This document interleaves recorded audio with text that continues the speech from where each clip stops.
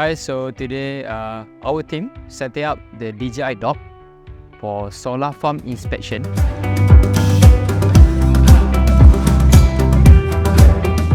So we are going to do a autonomous flight mission to do a solar inspection using thermal. DJI Dock contains a Matrice 30 drones that lands, recharge, take off, and perform pre-programmed mission using the DJI Flighthub too.